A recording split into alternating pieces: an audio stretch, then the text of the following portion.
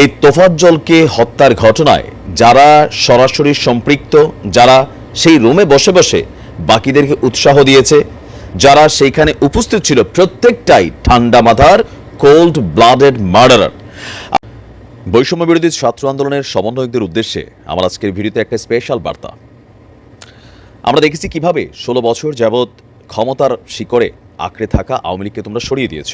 আমি বিশ্বাস করি এই তোফাজ্জলকে হত্যার ঘটনায় যারা সরাসরি সম্পৃক্ত, যারা সেই রুমে বসে বসে বাকিদেরকে উৎসাহ দিয়েছে, যারা সেইখানে উপস্থিত ছিল, প্রত্যেকটাই ঠান্ডা মাথার কোল্ড ব্লাডেড মার্ডারার। আর 35,000 টাকা দাবি করা হয়েছিল। সরাসরি আই উইটনেস আছে এই ঘটনার। যার কাছে টাকা দাবি করা হয়েছিল সে হচ্ছে তোফাজ্জলের মামাতো বোন। বাবা মা ভাই বোন কেউই যেহেতু তোফাজ্জলের ছিল না, ফোন নাম্বারে কল গিয়েছিল তোফাজ্জলের মামার কাছে। যেহেতু এখানে পুরোটা ঘটনার সামনে আসছে, তো আমরা চাই না নতুন এই বাংলাদেশে ওই আদালতের চাকা ঘুরবে, এদেরকে কোর্টে হাজির করবে, এদের যাবজ্জীবন হবে। নো, বৈষম্য বিরোধী ছাত্র আন্দোলনের ছাত্ররা যদি আরেকদিন মাঠে নামে এই ইস্যুটা নিয়ে, আমি বিশ্বাস করি ফেসবুকে স্ট্যাটাস দিয়ে এগুলো বহুত আমরা দেখছি আওয়ামী লীগের আমলে। এখন টাইম টু অ্যাকশন। সারা বাংলাদেশ থেকে একটা আওয়াজ তুলতে হবে। এই খুনিরা যারা প্রত্যক্ষ খুনে হত্যাকাণ্ডে অংশগ্রহণ করেছে, এদেরকে প্রকাশ্যে ক্রসফায়ার দিতে হবে। আর সেকেন্ড, এই রুমটাতে যারা ছিল, ছাত্রত্ব বাতিল তো হবেই, পাশাপাশি এদের যাবজ্জীবন কারাদণ্ড আমরা দাবি করছি। এইটা না হলে ওই আওয়ামী লীগকে খুনি ছিল, এই ছিল, সেই ছিল, রাজনৈতিক দলের সমালোচনা অনেক হয়েছে, এবার জাস্টিস করে তোমরা দেখাও। চাঞ্চল্যকর তথ্য হচ্ছে তোফাজ্জলের মা বাবা কেউ নাই। রাত ঠিক 11টা। তোফাজ্জলের মামার কাছে একটা ফোন গিয়েছে, জিজ্ঞেস করা হয়েছে আপনি কি তোফাজ্জলের মামা? তো তোফাজ্জলের মামাতো বোন তিনি এই কথাগুলো বলছিলেন যে আমার আব্বা ফোন ধরছে, তখন বলছে যে আমরা ওরে আটকাইছি, হলেই আছে, ওরে ছাইরা নিতে হলে টাকা দিতে হবে 35,000 টাকা দিয়ে ওরে ছাড়াই নেন, না হলে আমরা ওরে ছাড়বো না, আরো মারবো। এক ধরনের ধান্দাবাজি ব্যবসাতে জড়িয়ে গেছে অনেকেই। যদিও এই ঘটনায় যে ছেলেটির নাম আসছে প্রধান, সে ছাত্রলীগের সাবেক একজন নেতা, কোনো ফ্যাক্ট নাই, তারে প্রথমে ক্রসফায়ার, এরপরে যা আছে গণহারে ক্রসফায়ার দিয়ে দেন, আমাদের কোনো আপত্তি নাই। মরহুম তোফাজ্জলের মামাতো বোন বলছে আমার আব্বা বললো আমি তো গ্রামের বাড়িতে থাকি, কিভাবে কি করব। তখন আব্বা আমাকে ফোন দিয়ে বললো তুমি একটু কথা বলো। তো আমি মনে করি যে আপার কাছে যেহেতু যেই নাম্বারটা থেকে ফোন আসছে, সেই নাম্বারটা কার, ইভেন্ট চাইলে আইন শৃঙ্খলা বাহিনী এই ফোনের যে কল রেকর্ডটা ছিল বা কথোপকথনের আসলে কি কথা হয়েছে, তিনি কি বানায়া বলতেছেন না ঘটনা সত্য, সেটাকে জাস্টিফাই করার সুযোগ আছে। তো তিনি যখন ফোনটা ধরছেন, তো সেই লোক বলতেছে যে তিনি পরিচয় দিচ্ছেন যে আমি তোফাজ্জলের মামাতো বোন, তাকে কেন মারছেন? ওরা বলছে আমাদের হলে ঢুকছে, তারপর আর অনেক কথা।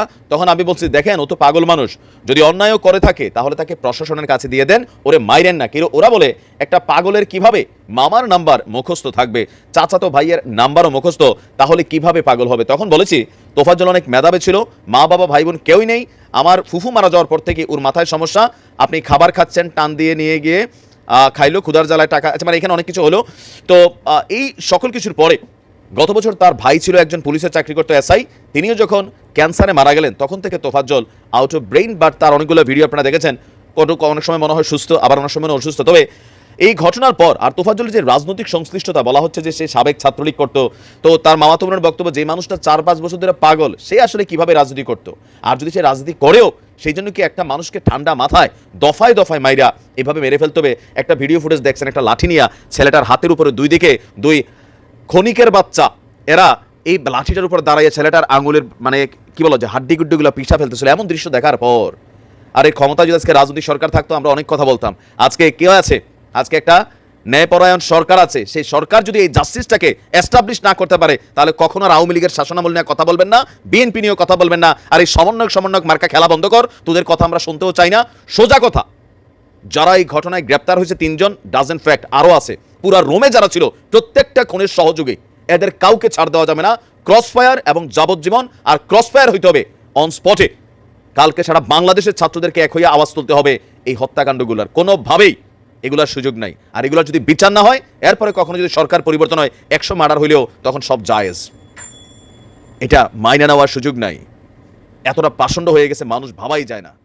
ভালো থাকুন। ভিডিওটি সম্পর্কে অবশ্যই আপনার গুরুত্বপূর্ণ মতামত জানাবেন।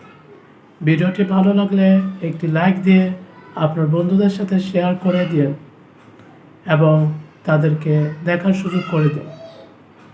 আজ এই পর্যন্ত, সকালের সুস্থতা কামনা করে আজ বিদায় নিচ্ছি। আল্লাহ হাফেজ।